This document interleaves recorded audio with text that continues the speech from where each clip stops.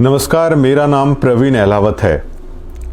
संत रामपाल जी महाराज के बिहाफ पर हमें एक नोटिस मिला है 90 डिग्री को, और ये नोटिस आप देख सकते हैं। इसमें संत रामपाल जी महाराज को पार्टी बनाकर ये नोटिस है वो हमें भेजा गया है। तो पूर्ण ब्रह्म संत रामपाल जी महाराज की तरफ से जो नोटिस हमें आया है, हम उसे अपने सर माथे पर और सीने से लगा के है इस नोटिस को मैं रख रहा हूँ। और इस नोटिस को अपने जहाँ पे दरबार साहिब बना रखा है, जहाँ पर जोत लगाते हैं, वहाँ पर भी रखूँगा, क्योंकि ये संत रामपाल जी महाराज की तरफ से आया है। और ये देख सकते हैं, ये संत रामपाल जी महाराज के अंगूठों के निशान हैं। तो संत रामपाल जी महाराज के करोड़ों लाखों फॉलोवर हैं, लेकिन पहली बार कागजों में हमारा और संत रामपाल जी महाराज का नाम है वो एक जगह पे आया है। मतलब हमारी और संत रामपाल जी महाराज की जो ये आस्था थी, अब वो कानूनी रूप से लीगल हो चुकी है। हमारी श्रद्धा भी, हमारा जुड़ाव भी अब कानूनी रूप से लीगल हो चला है। तो बड़े भाग वालों को ये चीज़ें मिलती हैं कि कितने लाखों करोड़ों भक्त हैं, कितने भक्त होंगे जिनको संत रामपाल जी महाराज की तरफ से नोटिस ये मिला होगा। हमें बहुत खुशी है। इस नोटिस की शुरुआत में लिखा है, to mister Praveen Ahlawat, managing director, editor, YouTube channel 90 degree. Email लिखी है धीरज चाहर jjr@gmail.com। फ़ोन लिखा है mister Dheeraj Chahar. Phone number लिखा है। सब्जेक्ट लिखा है legal notice for immediate take down of YouTube video promoting religious enmity, outraging religious feelings and defamation in violence of the Bharatiya Nyaya Sanhita 2023 and YouTube policy. Sir, we represent our client Sant Rampal ji महाराज। अब देखिए, क्या धार्मिक भावनाएं मेरी आहत मत कीजिए। संत रामपाल जी महाराज कोई क्लाइंट नहीं है, तो इसको अपने घर जाकर मैं दरबार साहिब में रखूंगा तो क्लाइंट नहीं है। क्लाइंट की जगह मैं यहां पे लिखता हूं पूर्ण परमात्मा।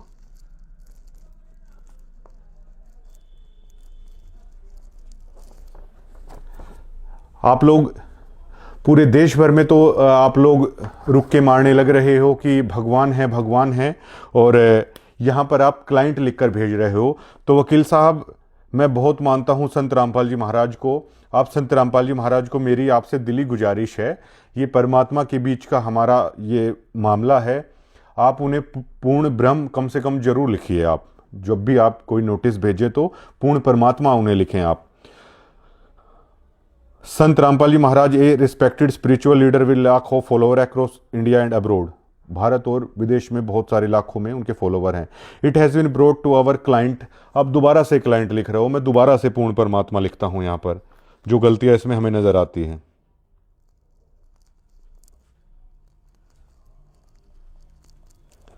तो जो दो गलतियां मुझे यहां पर लिखी है, क्लाइंट की जगह मैंने पूर्ण परमात्मा लिखा है, क्योंकि मैं संत रामपाल जी महाराज को पूर्ण परमात्मा मानता हूं। उनके लाखों फॉलोवर के बिहाफ पर आपने ये नोटिस भेजा है, तो इसका मतलब उनके लाखों फॉलोवर क्या उन्हें क्लाइंट मानते हैं? क्या पूर्ण परमात्मा सिर्फ आप लोगों के लिए क्लाइंट मात्र है? इन चीज़ों को ठीक करने की ज़रूरत है। अब इसमें एक वीडियो जो हमने भेजी थी कि संत रामपाल जी ने खोल दी मैनेजमेंट की पोल, क्या बैड एलिमेंट रच रहे सारा खेल। ये जो हेडलाइंस है इसको लेकर है, इन्होंने लिखा है कि दिक्कत है। तो इसके ऊपर हमने लिखा था, बाकी तो कोर्ट में जब ये केस प्रोसीड करेंगे हम लोग, वहाँ पे हमें करना है। और एक वाणी है कि मानस का के जोर बसावे जब हर की माया फिर ले। तो हमारे जैसे छोटे से तुच्छ आदमियों को क्या जोर चले जब पूर्ण परमात्मा की तरफ से ही नोटिस आया है। और पूर्ण परमात्मा की हार या पूर्ण परमात्मा के खिलाफ बोलना तो हो सकता है, और कोई लोग ये सोचते हों, हम तो सपने में भी कभी ये नहीं सोच सकते हैं। हम तो हृदय से लगा के स्वीकार करते हैं महाराज जी के इस नोटिस को। तो संत रामपाल जी महाराज ने खोल दी मैनेजमेंट की पोल, ये हमने इस आधार पे लिखा है। जब महाराज जी को पंचकुला पेश किया गया था तो उन्होंने कहा था, जब मीडिया ने पूछा था कि राष्ट्रीय सेवा समिति के लोग थे, ये मेरे लोग नहीं थे। मीडिया ने पूछा, बाबा जी जो बाहर हथियार लेकर खड़े हैं, लठ लेकर खड़े हैं, काले कमांडो बनकर फिरे हैं, 5 महिलाएं नहीं, मतलब शायद कुल 6 लोगों की बरवाला कांड के दरमियान जान चली गई थी। क्या उनकी जिंदगी के कोई मायने नहीं थे? तो किस लोगों के कारण ये हुआ? तो उनके ऊपर महाराज जी ने पोल खोली थी कि राष्ट्रीय सेवा जो समिति है वो मेरी नहीं बनाई हुई है। और वो लोग राष्ट्रीय सेवा समिति के थे। ये बात भी संत रामपाल जी महाराज ने कही थी। तो कोर्ट में अपने तरीके से जवाब होता है, लेकिन वीडियो में हम बता रहे हैं क्या बैड एलिमेंट रच रहे सारा खेल। अब ये बताइए, महाराज जी जो कह रहे हैं कि मौतें भी वहां पर हुई है, उनकी जिम्मेदार ये समिति है, मुझे भी बंधक बना के रखा था। अब संत रामपाल जी महाराज के उस दरमियान के जो वकील थे वो वीडियो भी आप देख लीजिएगा। इसमें वो कह रहे थे कि संत रामपाल जी महाराज को भी बंधक बना रखा था। संत रामपाल जी महाराज खुद कह रहे हैं मुझे बंधक बना रखा था। संत रामपाल को आज पंजाब और हरियाणा का हाई कोर्ट में पेश किया गया और हमारे साथ संत रामपाल के वकील हैं जी। निर्वाणा जी, आज क्या हुआ है हाई कोर्ट में आपकी आज संत रामपाल जी खुद पर्सनली कोर्ट में पेश हुए हैं और उनको पुलिस ने पेश किया है। और संत जी ने ये कहा है कि मैं तो खुद बंधक बना हुआ था, मैं क्या करता, मेरी मजबूरी थी इसलिए मैं कोर्ट में नहीं आ सका। मैं बीमार जरूर हूँ, परंतु बीमार के होते हुए भी मैं कोर्ट में आता। किसने बंधक बनाया था उनको? कुछ लोग थे वहाँ पर, हजारों लोग थे, वो कहने लगे तुमने नहीं जाना, इनको रोका हुआ था। अब पुलिस ने जब इनको छुड़ाया तो ये डायरेक्ट एम्बुलेंस में पुलिस इनको कोर्ट में ले। और कितनी देर से बंधक थे वो?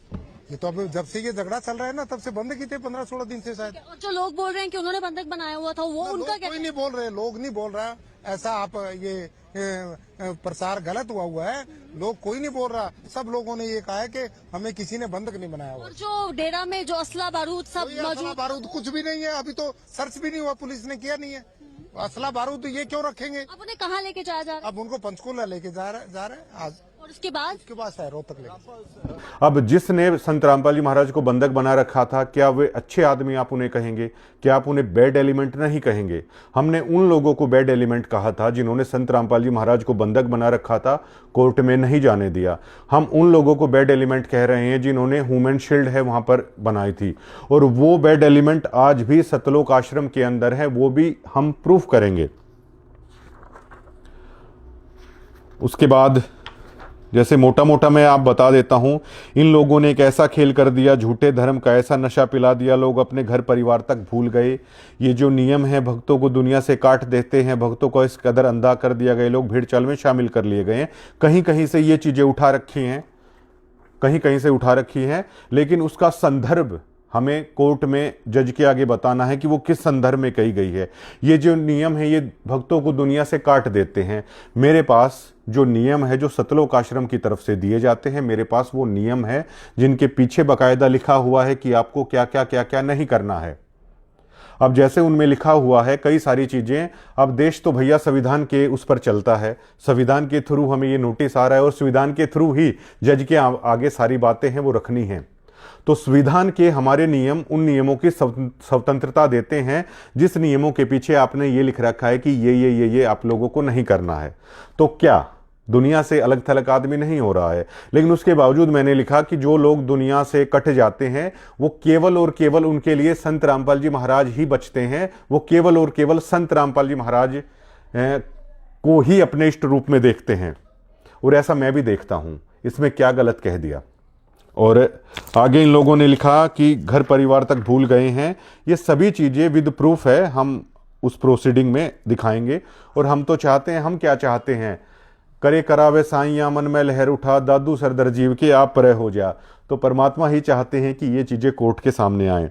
कभी ज्योतियों के नाम पर पैसा ऐठा जा रहा है, कभी पाठ के नाम पर पैसा ऐठा जा रहा है। जिन लोगों से ऐठा जा रहा है, जो हमने कहा है, वो भी कोर्ट के सामने ही वो लोग कह देंगे कि ऐठा जा रहा है या नहीं ऐठा जा रहा है। अब जो ये नोटिस आया है वो संत रामपाल जी महाराज की तरफ से आया है, गुरु महाराज की तरफ से आया है। तो मैं विद प्रूफ इसी नोटिस के माध्यम से उनसे जुड़े हुए लाखों भक्तों को ये बताना चाहता हूं कि संत रामपाल जी महाराज अपने विशेष संदेशों में कहते हैं कि बच्चों, मेरे इशारों को समझो, उन इशारों को समझो, उस तत्व ज्ञान को आप समझो। तो इसमें लिखा है पेज नंबर 4 पे जो ये नोटिस है, पहरा है 3.3। ये स्क्रीन पे भी आप लोग देख लेना। कभी ज्योतियों के नाम पर भक्तों का पैसा ऐठा जा रहा है, कभी पाठ के नाम पर पैसा लिया जा रहा है। मतलब इस लाइन में जो हमने वीडियोस में ये कहा, इस लाइन से संत रामपाल जी महाराज ने इस लाइन को स्वीकार करने से मना कर दिया है। इसका मतलब पता है क्या है कि आप लोग जानते हैं कि ज्योतियों के नाम पर पैसा आप लोग देते हैं, पाठ के नाम पर भी आप लोग पैसा देते हैं, लेकिन संत रामपाल जी महाराज नोटिस भेजकर आप भक्तों को ये बताना चाहते हैं कि ये ज्योतियों का पैसा, ये पाठ के पैसे के लिए वो जिम्मेदार नहीं है। और तत्वज्ञान कहता है कि गुरु को ही दान देना चाहिए।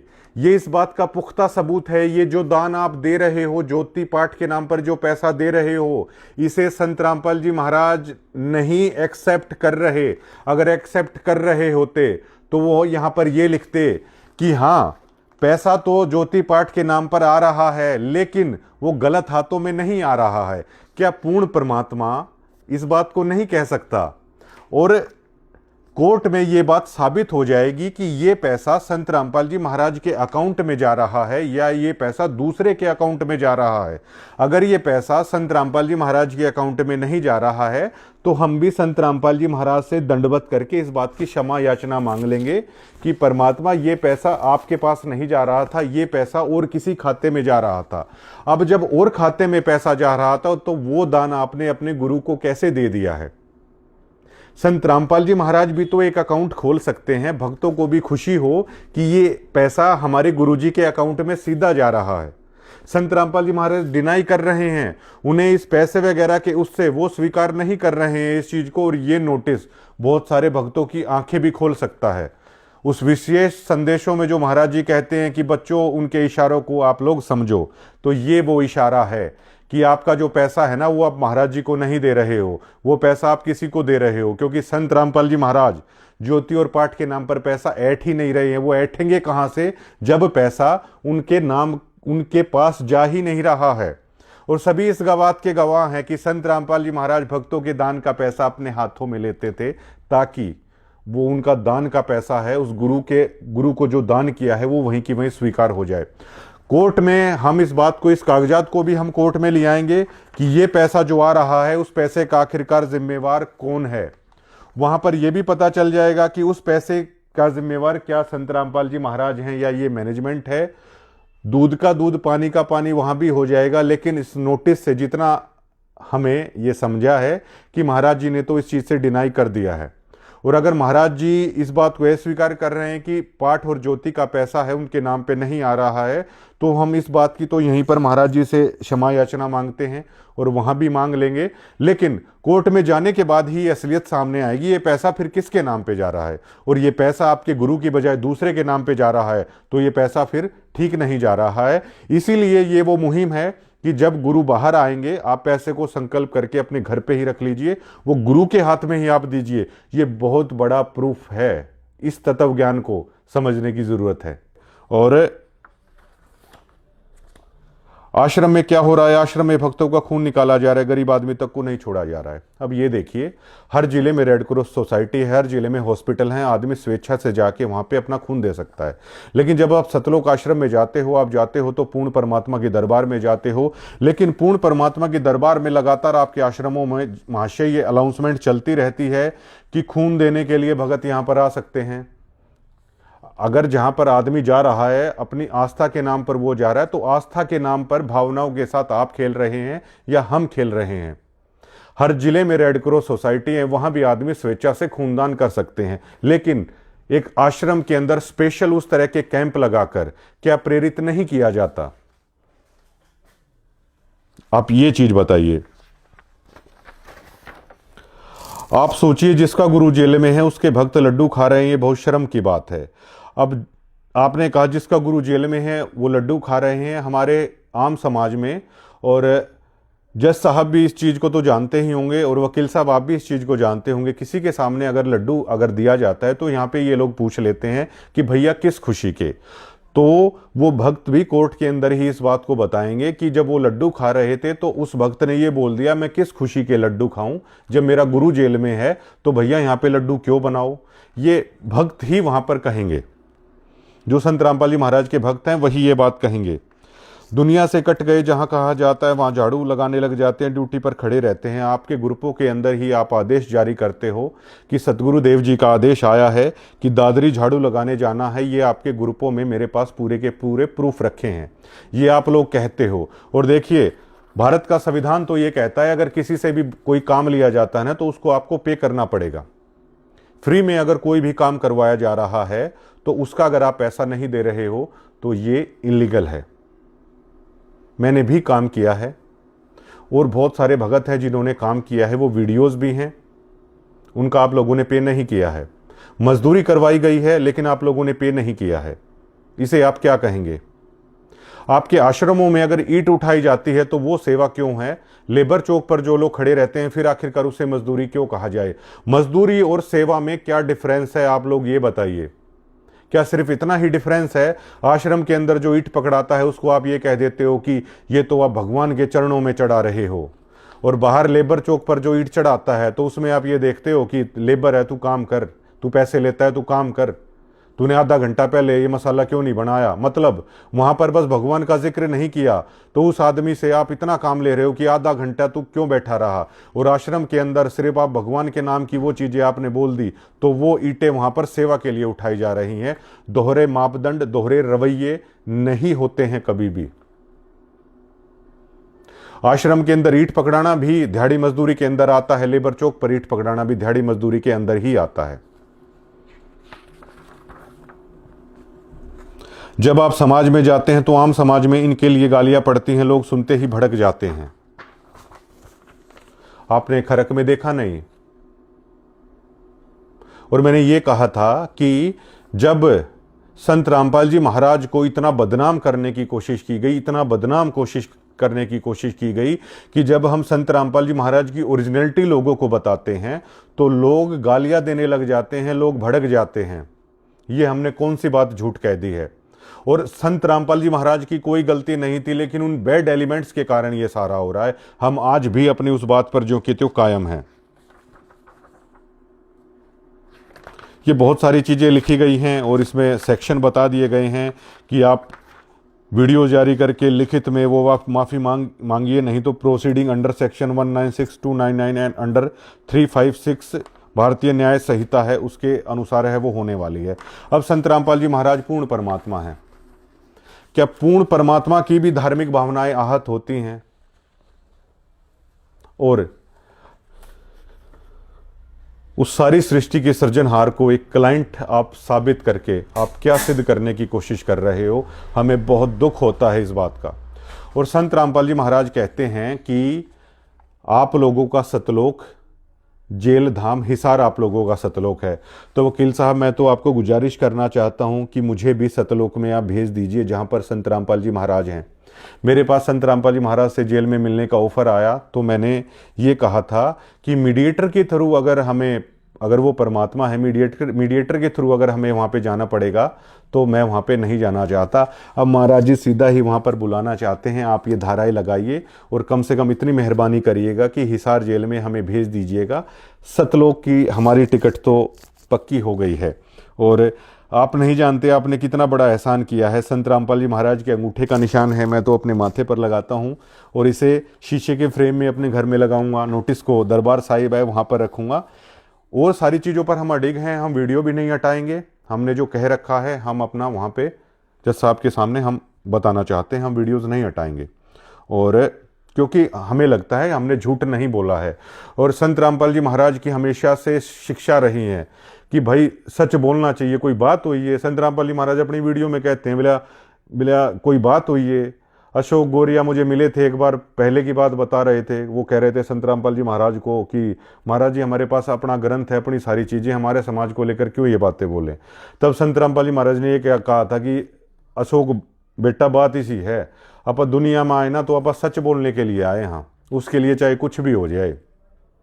तो हमने जो बोला है ना वो बिल्कुल सच बोला है और परमात्मा ही आगे करेंगे, उसमें कोई दिक्कत ही नहीं है। जहाँ पर 2 जगह संत रामपाल जी महाराज को क्लाइंट लिखा गया बाकायदा और कानूनी रूप से लिखने की कोशिश की गई, तो इसे हम मानते हैं ये गलत है।